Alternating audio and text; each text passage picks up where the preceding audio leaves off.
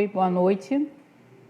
Estamos mais uma sexta-feira conversando, um bate-papo, né, super legal com a nossa companheira hoje, Bruna Werneck, falando sobre educação, né? E como todos sabem, a gente vem conversando com mulheres que estão na luta, mulheres que estão sempre envolvidas em ações e projetos, né, em movimentos políticos, e é muito importante esse bate-papo para vocês estarem conhecendo um pouquinho dessas mulheres e vendo a importância do trabalho delas na sociedade. Vamos aguardar a Bruna, que a Bruna já deve estar entrando. Boa noite, Stephen, tudo bom? A próxima semana é contigo, né? Vamos que vamos. Chamar a Bruna só. Eu estava em outra live e a Bruna já tinha perguntado se já tinha começado. Eu falei, aguarda um pouquinho, chamar ela.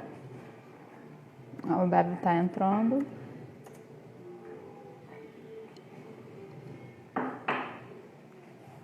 Agradeço a presença de todos, agradeço a todos que depois assistem às lives. E eu acho muito importante a gente estar deixando registrado aqui, né? Que a gente vai conversando sobre questões de educação hoje, e principalmente sobre o que deu certo, o que deu errado, o que pode melhorar, o que tem que melhorar, né? Porque afinal de contas já temos que pensar para 2021, como podemos estar repondo, né, esse ano de 2020 que foi perdido. Bruna acabou de entrar, vou chamar a Bruna, aguardando sua conexão.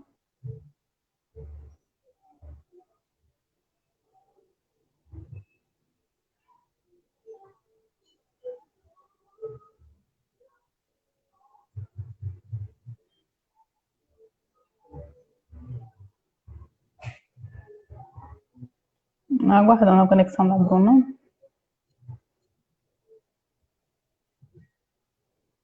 Sim, tô te puxando, Bruna. Tô conectando. Tá dando aqui. Peraí, deixa eu tentar de novo.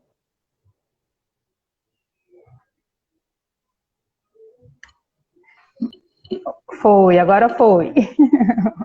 Tô te puxando para você vir para a gente poder conversar. Mais uma sexta-feira a gente conversando com mulheres guerreiras, mulheres que têm projetos e estão envolvidas em causas e ações, né? E hoje a gente vai falar com a Bruna Werneck falando um pouquinho de educação, né? Boa noite, Bruna, seja bem-vinda. Muito obrigada por estar aqui conversando comigo. Boa noite, Lu. Queria agradecer o convite. Antes da gente começar, você está me vendo? Tô te vendo. Eu tô Então vendo, ótimo. tá mais só os quadros do que você. Tipo, tá um pouquinho, mas se quiser dar uma... É porque para mim tá parecendo tudo preto. Eu não tô me vendo, eu só vejo você, mas eu não me vejo. Mas você tá me vendo, dane-se, né? Eu Tô não te preciso me ver. vendo. Eu acho que é a internet. Deve ser porque demorou para você conectar, vir para entrar, né, na sala, que eu te puxar. Então deve ter sido a internet, que deve estar ruinzinha hoje. Sexta-feira, né? A internet nunca nos ajuda. A internet sextou antes da gente. A gente está aqui trabalhando ainda. Pois é. Então, vamos falar um pouquinho sobre educação, né? E aí, na verdade, antes disso, eu queria que você se apresentasse. Quem é a Bruna Werneck? Oi, pessoal. Meu nome é Bruna Werneck. Eu trabalho na Fundação CCERJ, que é uma fundação do Estado do Rio de Janeiro. A gente faz educação à distância e divulgação científica, o que costumam ser tópicos meio que marginais no debate da educação, mas que nesse momento da pandemia isso ganhou uma centralidade, dado que todos os professores estão distantes dos seus alunos. Então, o que eles fazem não é exatamente educação à distância, mas que o nosso histórico, a nossa experiência vem sendo visto com outros olhos, e a gente tem tentado contribuir para a educação regular do Rio de Janeiro, que está vivendo esse momento muito atípico. E aí, pegando um pouquinho o gancho do que você falou, né? Porque a questão da educação regular, esse ano foi completamente remota, né? E aí, a princípio, se pensou em algo que, de repente, 15 dias, um mês, mas a gente já vai para quase o ano, né, nessa situação. Bruna, o que que você acha, na verdade, desse modelo de educação que foi implementado no Rio de Janeiro todo e acho que em todo, né, todo o país tentaram se fazer dessa forma a opção mais correta, porém esqueceram de algumas coisas, né? Então, o que que você acha? Vamos falar sobre um pouquinho disso.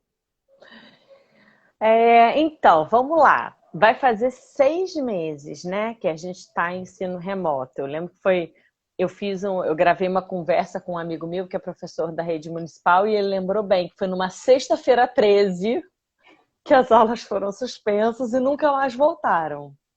Então, 13 de março, ou seja, estamos chegando em 13 de setembro, vai fazer Setembro. 6 meses que a gente está à distância. Pois é. E assim, num primeiro momento, como eu trabalho com educação à distância, qual é o meu trabalho? Eu sou técnica em educação à distância, eu sou designer instrucional. O meu papel é justamente conversar com os professores das disciplinas. Normalmente a gente está falando de aulas para adultos, seja nível superior, seja EJA, mas são adultos que têm alguma autonomia, alguma disciplina para o estudo, pessoas que, de um modo geral, estão estudando porque querem e não porque são obrigadas. Então, assim, existe todo um contexto. E a minha profissão é justamente conversar com os professores, entender as necessidades, os objetivos educacionais e ajudar a escolher as estratégias pedagógicas e as mídias mais adequadas para cumprir esses objetivos mesmo à distância. E o ensino remoto, e normalmente o nosso trabalho tem todo um tempo de planejamento, são meses planejando uma disciplina. E o ensino remoto, tipo, não tem nada disso, né? Ninguém teve meses de planejamento. Ninguém teve uma equipe com um profissional tipo eu, tipo alguém de vídeo, tipo alguém de plataforma. Então, os professores ficaram muito sobrecarregados num tempo muito curto de tempo para apresentar coisas que claramente não dava tempo, né? Tava esperando um pouco alguns milagres dos professores nesse momento da pandemia.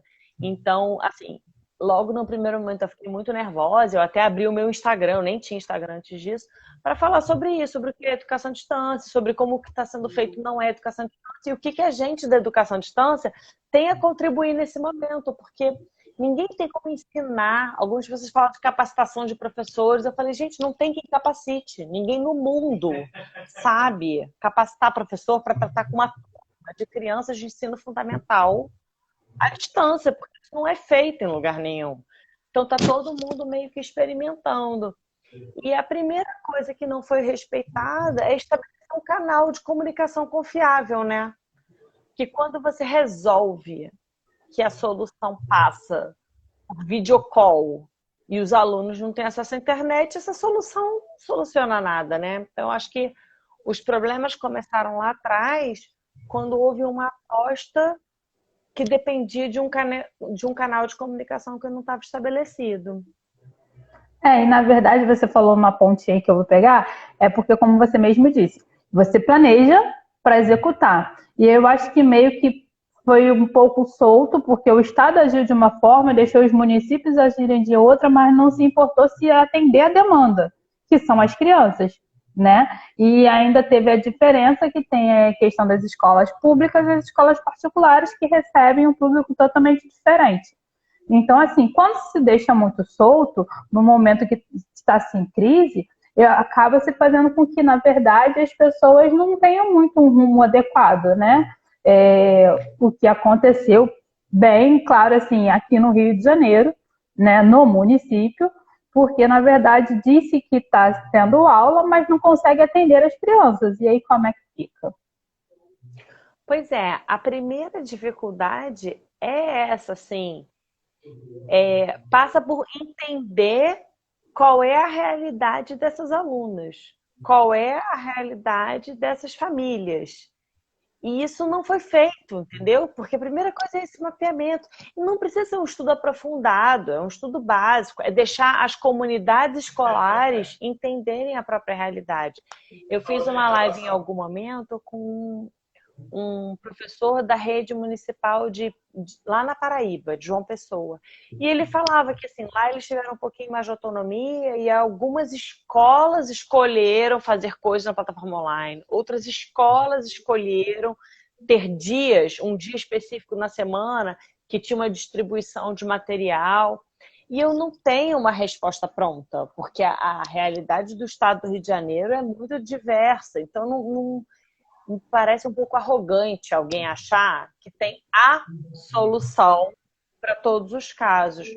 E falta, nesse momento, mais troca entre a comunidade, dentro da comunidade escolar, entre as escolas e as famílias, e entender o que é possível nesse momento. Eu acho que é importante a gente não cruzar os braços e esperar uma vacina que a gente não sabe quanto tempo vai ter.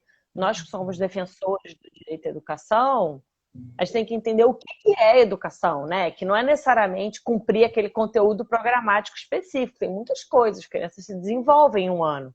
Em 6 meses, todo mundo que lida com criança sabe que em 6 meses crianças aprendem muitas coisas, lidam com muitas coisas. Então, qual é o papel da educação? E o básico do básico é qual é o canal de comunicação que se estabelece entre os professores, a escola e essas famílias. Mas, assim, eu acho que, na verdade, como você falou assim, é muito arrogante a gente falar a maneira correta. Mas também é muito complicado se dizer que vai atender a todo mundo sem saber da realidade de todo mundo. Então, assim, então foi bem posto que não, vai ser atendido, principalmente a questão do Estado, porque aí já faz o ensino à distância, utiliza uma plataforma.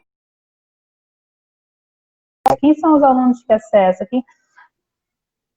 Tá me ouvindo, Bruna? Eu tô te ouvindo. Não, é só porque a imagem tá circulando, eu pensei que você tivesse pausado também. Não, mas eu tô te ouvindo. Então, assim, é muito complicado. E aí, na verdade, eu acho que é essa questão mesmo de estudar, de ter conhecimento, não só pela questão de ser de internet, de aulas online, mas de se conhecer a realidade que se está trabalhando, né? No caso aí, não precisa ter uma pandemia para saber com o público que está se atendendo. Isso tem que ser visto antes, né? Até mesmo para estar se planejando como gestor o melhor caminho a se percorrer e saber a quem vai se atender, o que está se propondo vai se atingir, né?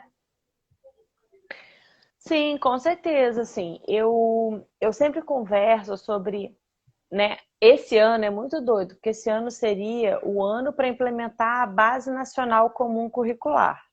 E a base tem os componentes programáticos, dos conteúdos de cada uma das disciplinas, mas a base também tem toda a orientação das chamadas habilidades socioemocionais, que para nós que defendemos uma educação integral, as habilidades socioemocionais é você recortar o que a gente chamava de ensino integral, né? Que é formar o ser humano para além de um reprodutor de conteúdos. Para a sociedade, sim. Uma pessoa que tem pensamento crítico, que tem criatividade, que consegue refletir sobre o retorno e pensar soluções. Então, assim, num momento de pandemia, que é um momento muito inédito e muito estranho a todos nós, na verdade ele era um momento propício para você estimular esse tipo de reflexão, né? De trabalhar com os alunos, mesmo os menores. Eu tenho muitas amigas, né? Eu não tenho filhos, mas tenho muitas amigas com filhos. Eu tenho conversado muito, porque eu sou muito curiosa da educação, estudiosa da educação, né? Não tem um laboratóriozinho em casa, que quem tem filho tem sempre um laboratório em casa, né? Eu não tenho esse laboratório em casa.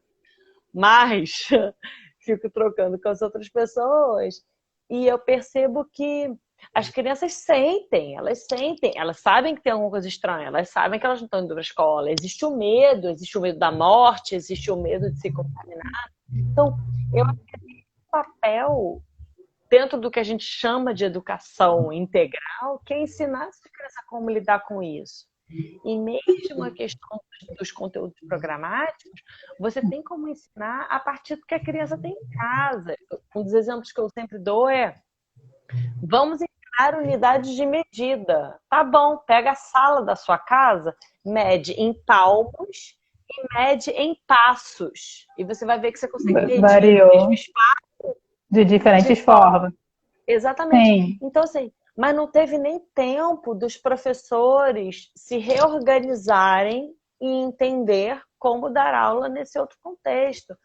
Então, houve uma forçação de barra, de botar as crianças de frente para a tela. Teve escola que cobrava que a criança estivesse de uniforme às 7 horas da manhã, diante de uma tela, e que ficasse diante da tela até meio-dia. Isso, para mim, é uma violência com a criança, com o professor, com o contexto, com a educação mesmo, assim, que não faz muito sentido. O único sentido disso é controlar. É ter um relatório que diz: seu aluno apareceu, esse professor compareceu. Então, Está sendo cumprido, está sendo cumprido o que foi determinado e acabou. Mas como está sendo, se está atendendo. Pois é muito triste, porque a mim me parece isso, muito mais um controle de horas e de presença física do que uma preocupação com as necessidades para o desenvolvimento dessas crianças e desses adolescentes nesse momento. E aí, na verdade, até as pequenas escolas têm a maior dificuldade, porque como é que se faz? Porque para o professor tem todo né, se parar por trás de analisar, né? Porque aí você fala, como você mesmo fala, quando você faz uma aula EAD, quando você prepara uma aula à distância, você tem um suporte, você tem mas foi se preparado aulas à distância sem saber se o profissional tinha recursos, se ele tinha acesso à internet, se ele tinha um aparelho que pudesse fazer isso, se ele tinha como estar fazendo. Faz-se, tem que se dar aula e tem que se virar, mas e aí, como é que faz isso com uma escola particular, onde o profissional ele trabalha em 2 horários em escolas diferentes? Pois é, isso, eu tenho sempre chegado nesse debate, nas conversas que eu tenho, né, ao longo desse tempo da pandemia, desses 6 meses, eu fui aprendendo muito nas conversas que eu tive, né? E fui amadurecendo algumas posições que eu já tinha, algumas coisas eu deixei de lado, mas uma coisa que ficou cada vez mais claro para mim é isso do vínculo empregatício do professor.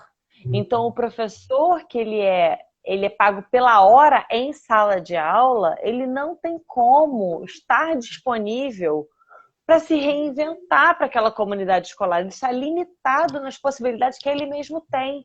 E eu bato nessa tecla, até porque eu sou da EAD e eu trabalho numa instituição do governo. Várias pessoas falam para mim: mas você não acha que devia ter tido capacitação?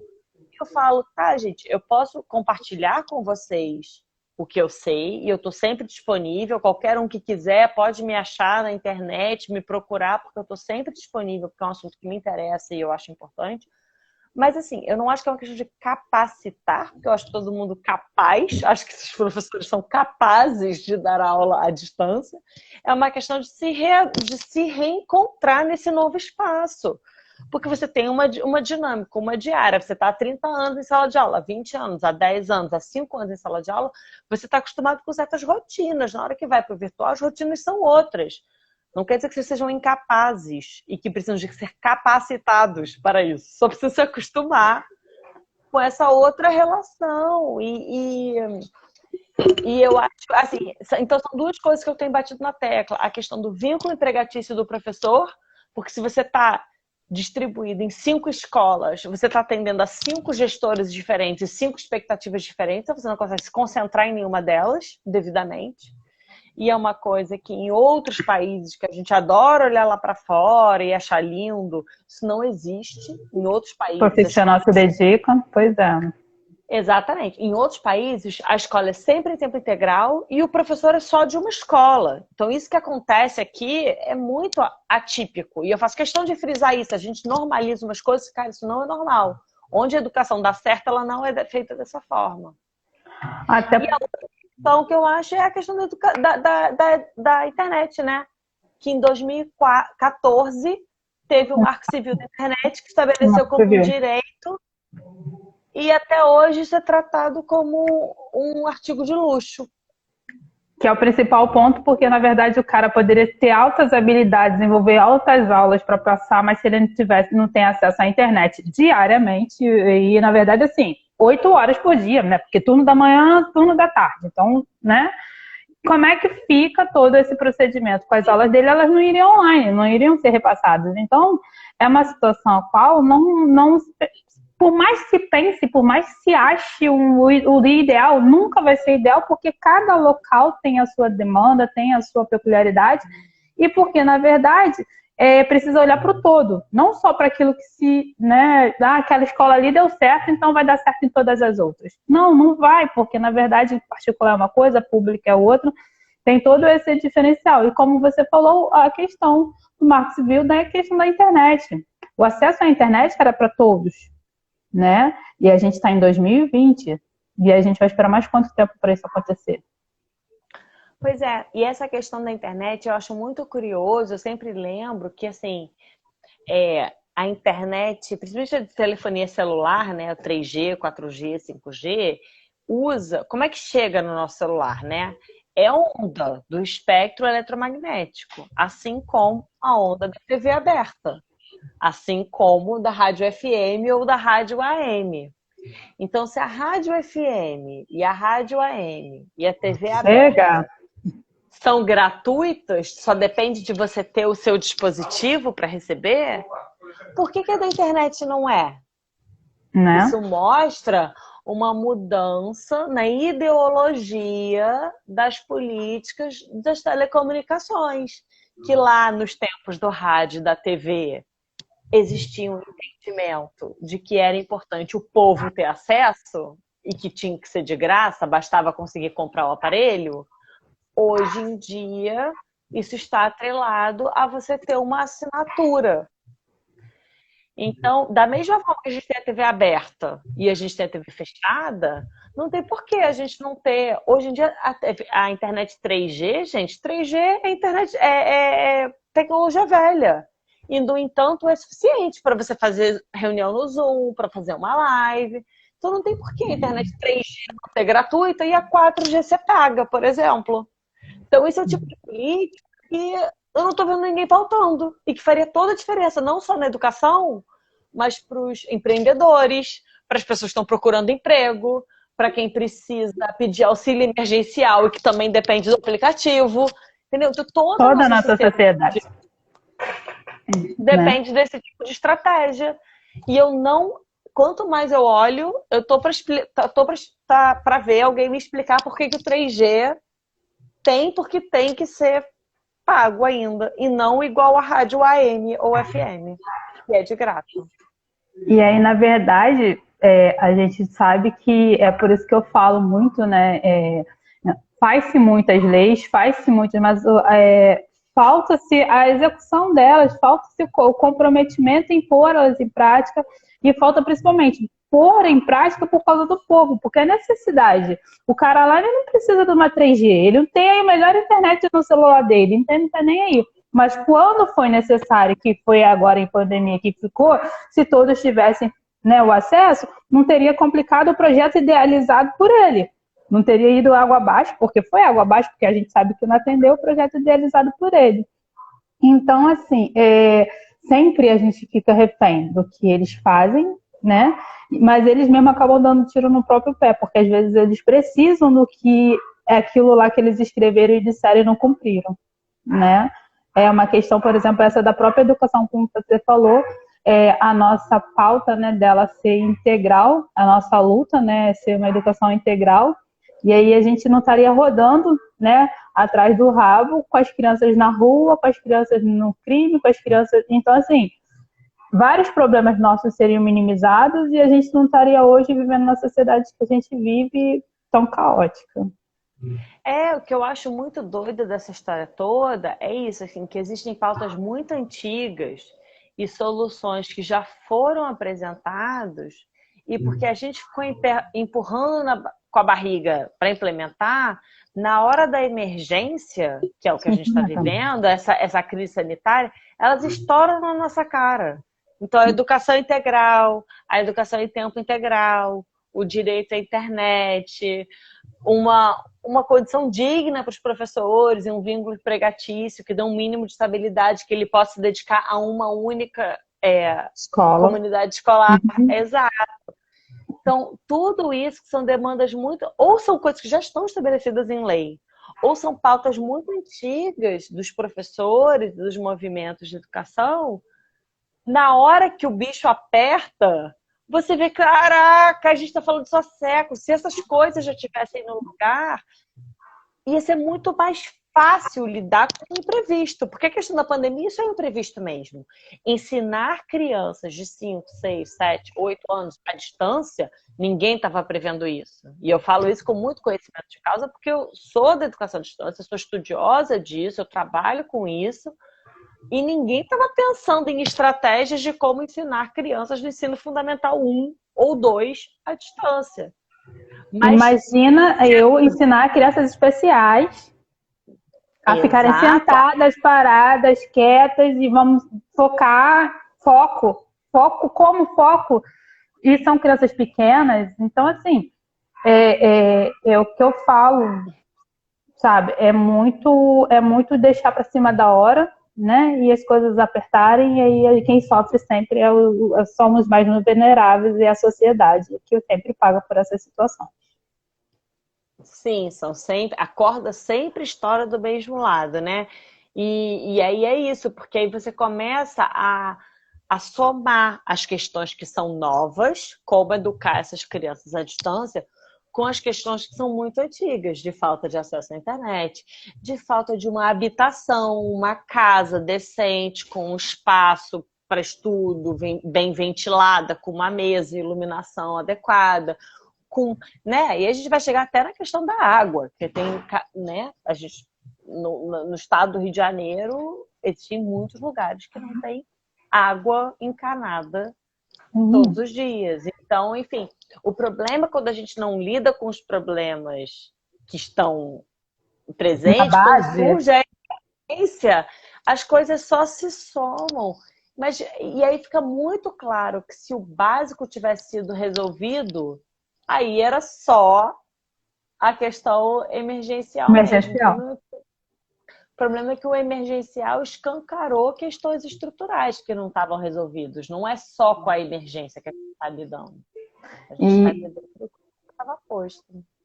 Na verdade, a gente, assim, andando-se, né, pelo estado, né, não pelo só município, mas pelo estado do Rio de Janeiro, é impossível você não ver a diferença, né? E essa questão de dizer que vai se atingir a todos, ter certeza que você tem certeza que não, né? É realmente desconhecer e, na verdade, só querer aplicar por aplicar.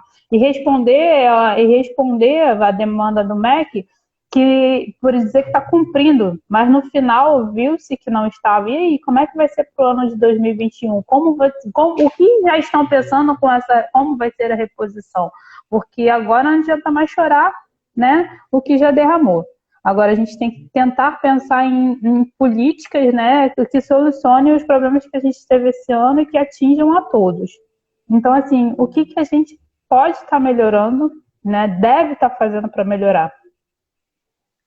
Pois é. Então, como eu falei, eu trabalho no governo do estado, né? E o nosso digníssimo secretário de Estado de Educação foi preso hoje. Antes de ser preso, ele estava fazendo lives muito orgulhoso de que ele estava usando a mesma plataforma que escolas de elite. Gente, você se orgulhar da plataforma que você está usando é a mesma coisa de você se orgulhar de ter quadro branco em vez de quadro negro de giz. Não faz sentido. Isso é só uma ferramenta. Isso não é garantia de qualidade nenhuma. Muito menos se é uma plataforma que depende de acesso de internet que você sabe que o seu público não tem. E as pesquisas mostram, sei lá quantos por cento da população tem acesso à internet. Tá, eles têm acesso ao WhatsApp, que é de graça no plano de dados pré-pago. É muito diferente você ter acesso... Ter acesso à internet para baixar um aplicativo. Exatamente, para assistir uma videoaula, para participar de uma videoconferência, para acessar a plataforma, para fazer uma pesquisa. E assim, o uso... Fala. Até que seja para baixar a situação. Vou abaixar para tê-la aqui. Eu preciso da internet boa para baixar, porque senão não vai travar, não vai... E aí, na verdade, acaba-se com tudo. Não, e aquilo que eu como, né, pessoa da EAD, que sou adepta da tecnologia, sou formada em design, então assim, a minha chegada no mundo da educação, eu trabalhei durante um tempo em sala de aula, dei aula de inglês e tal. Então, não é uma experiência de escola pública, mas é uma experiência de sala de aula, dei aula para criança de 5 anos de idade, dei aula para adulto, dei aula, enfim. Mas eu sou adepta da tecnologia na educação. Mas como que essa tecnologia entra? A tecnologia, que ela é só uma videoaula ou uma lista de exercícios disfarçada de joguinho, porque é múltipla escolha, e aí isso não é nenhuma inovação pedagógica. Isso é a escola que a gente sempre teve. Uma aula expositiva e exercício que você escolhe a melhor opção.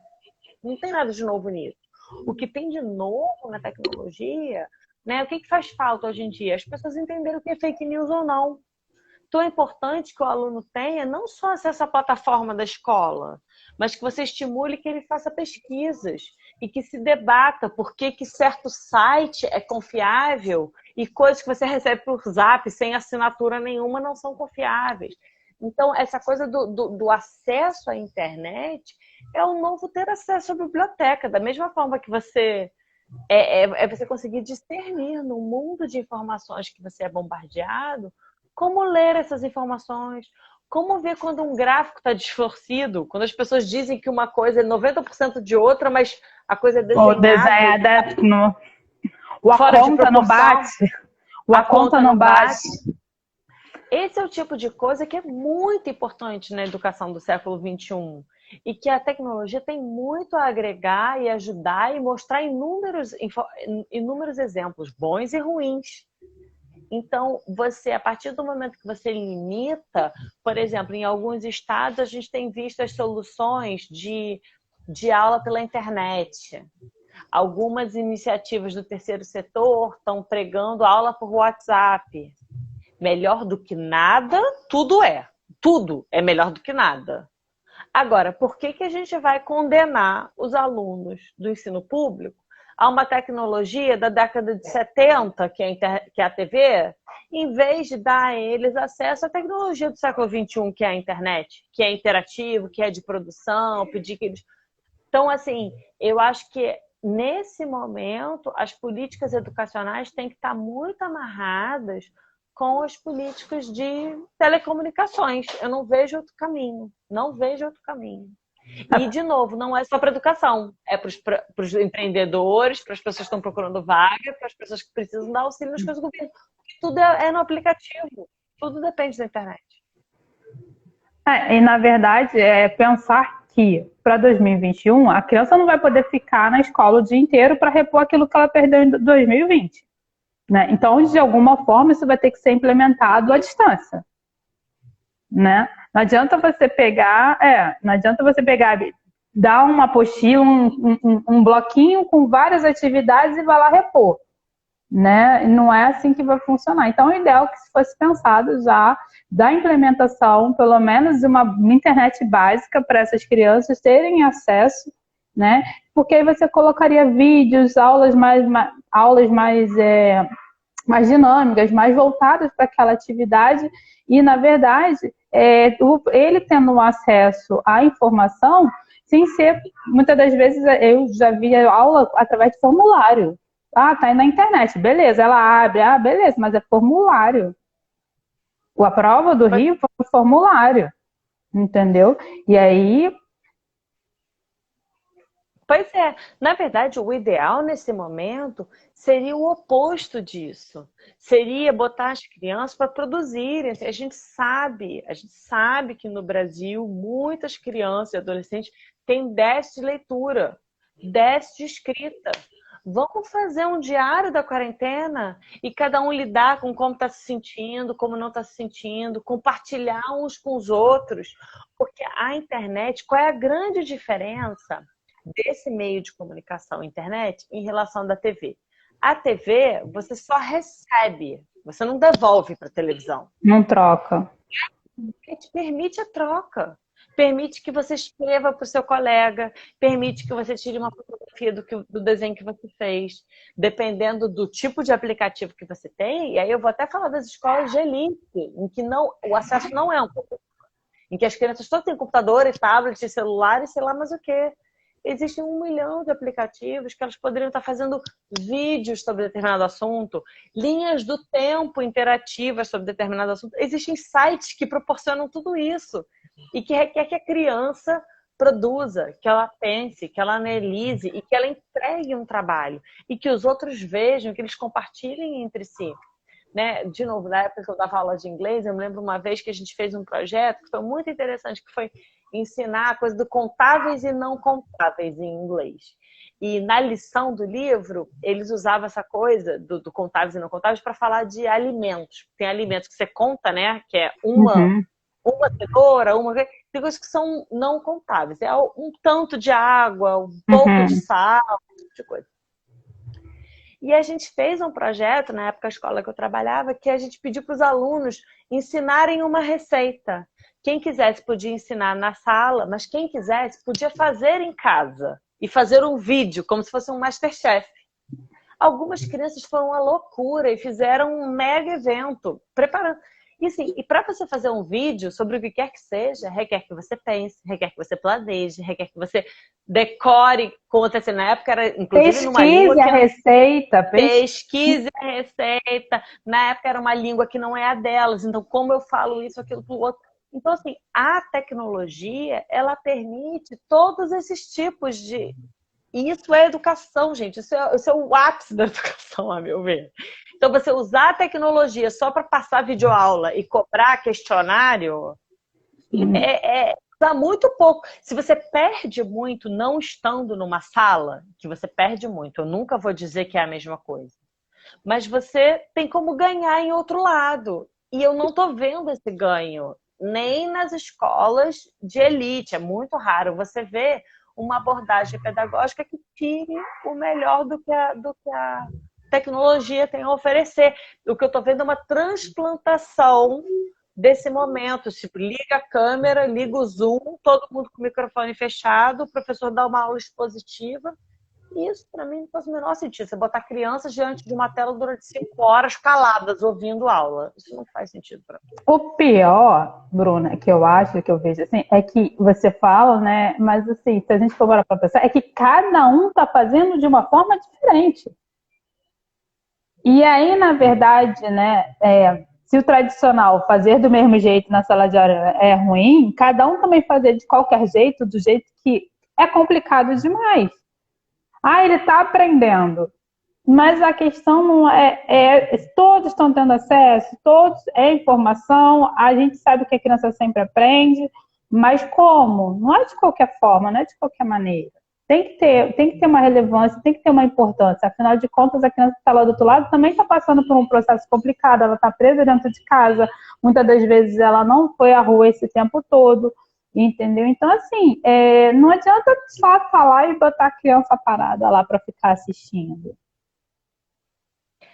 Não, concordo plenamente com você. Eu acho que assim, sempre tem um equilíbrio entre uma garantia de qualidade para a rede toda e para que todos tenham um mínimo de acesso e uma coisa de entender que o que vem de cima para baixo não necessariamente tem a ver com o que essa realidade local requer. Então, eu acho sempre difícil achar esse equilíbrio mesmo.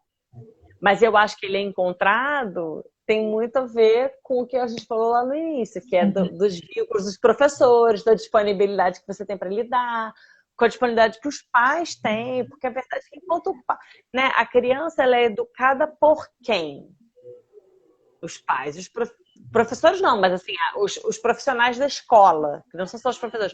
Mas assim, qual a disponibilidade que cada uma das pessoas tem para isso nesse momento? Isso que é o papel do Estado. Garantir que os pais tenham tempo de ir na reunião de escola, garantir que os professores, sabe?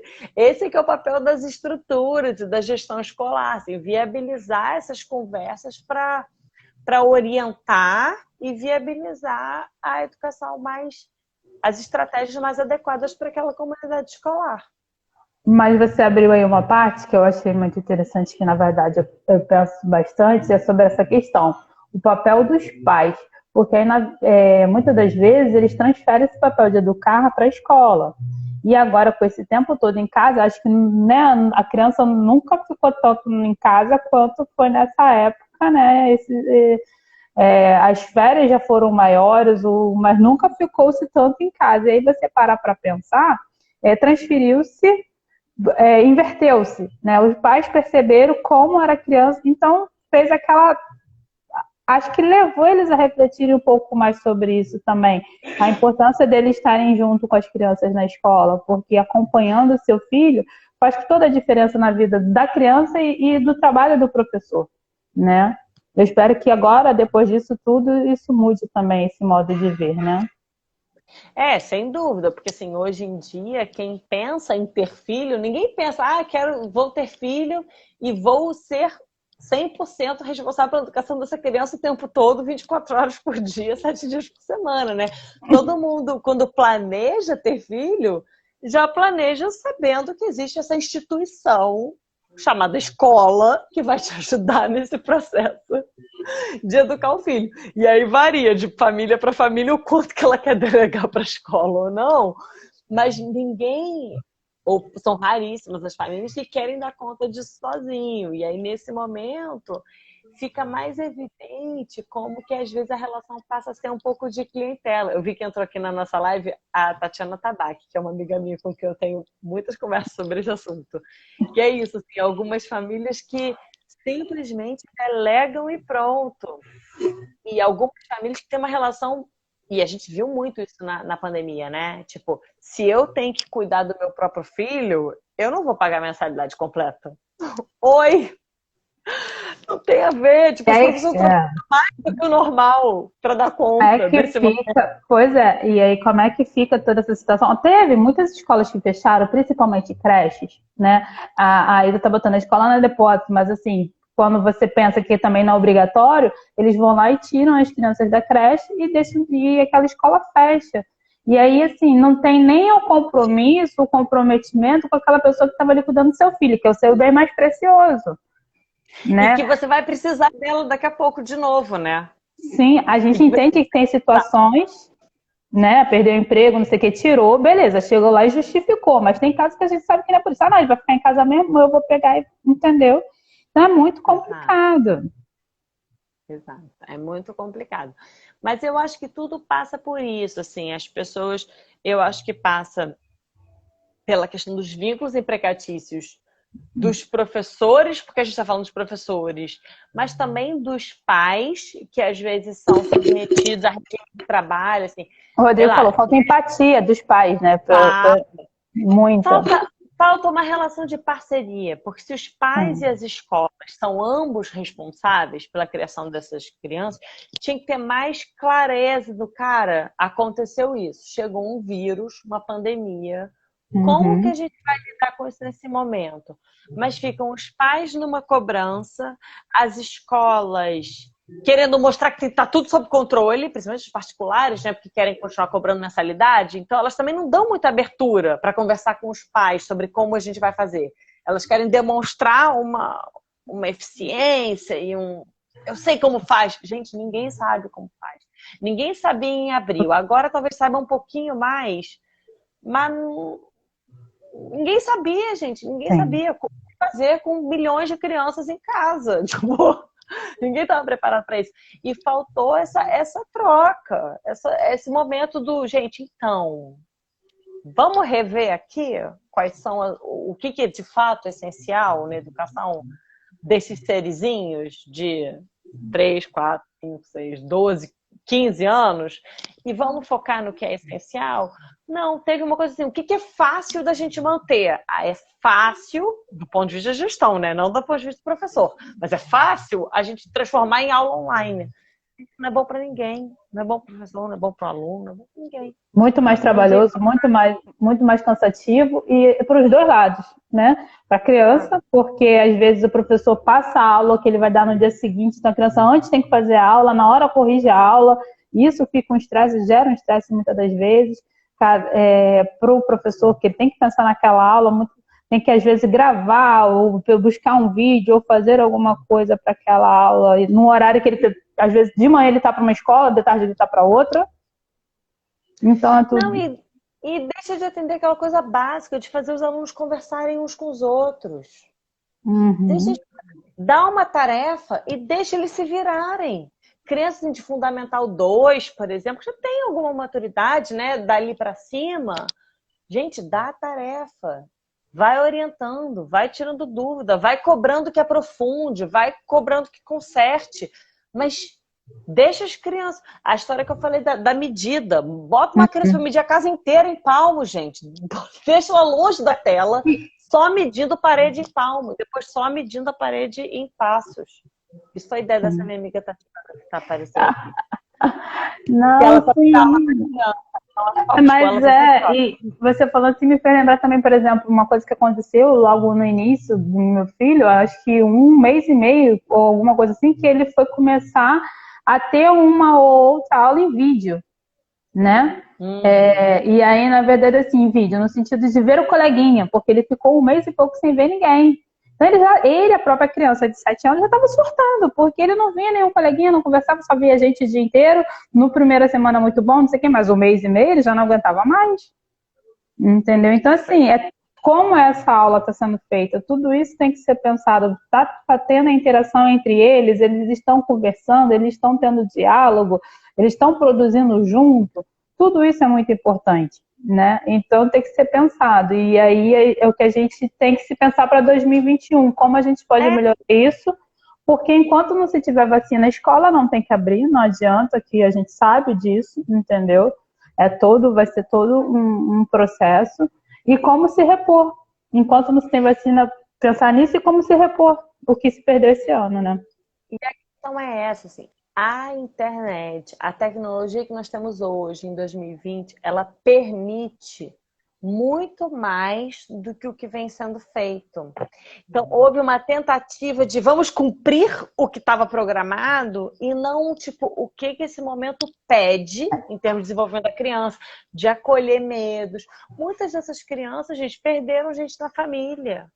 Muitas dessas crianças, até as que não perderam, mas estão com medo de sair do lado de fora, porque elas entendem que é uma coisa muito estranha, que elas estão em casa há meses sem sair. Então, assim, primeiro, o que a situação pede em termos de educação das crianças, o que elas têm que lidar com o mundo, com a imprevisibilidade. O mundo da criança, a gente faz um esforço de ter rotina, a gente faz um esforço para que ela não fique tão frágil. E aí vem uma pandemia e derruba tudo isso. Então, qual é o papel da educação nesse momento na vida dessas crianças? E de que forma a tecnologia pode ajudar? Assim, eu sempre falo, as pessoas se casam por alguém que elas conheceram na internet.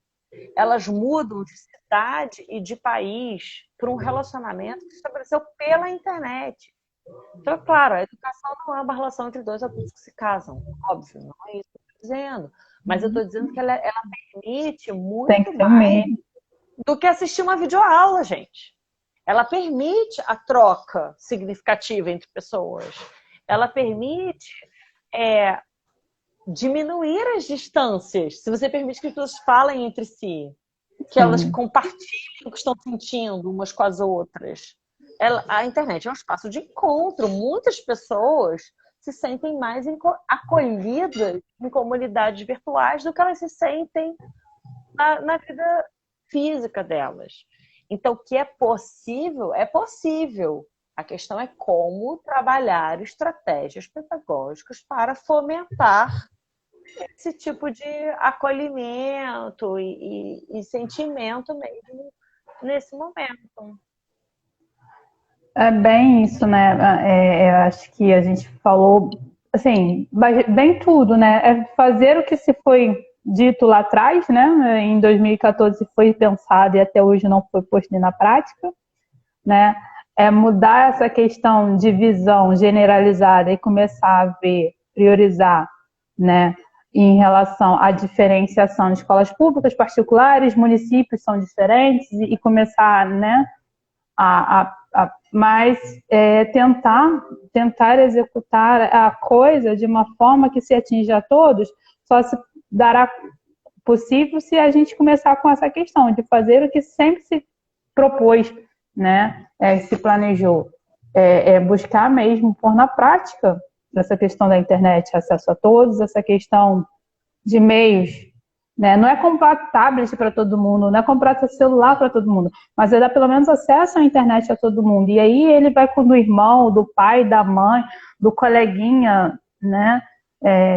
do primo, de alguém, vizinho. É uma coisa que assim, uma criança senta do lado da outra, eu já vi isso acontecer, de uma sentar do lado da outra para estudar, entendeu? Mas precisa ter a internet para isso, sem ela não vai se atingir, né? Bruna, te agradeço muito por essa conversa, por esse bate-papo. Eu acho que se deixar falar de educação, a gente fica horas e horas, né? Porque assim, é uma coisa que a gente vive, tanta coisa tem para melhorar, porque a gente já fala isso há anos, né?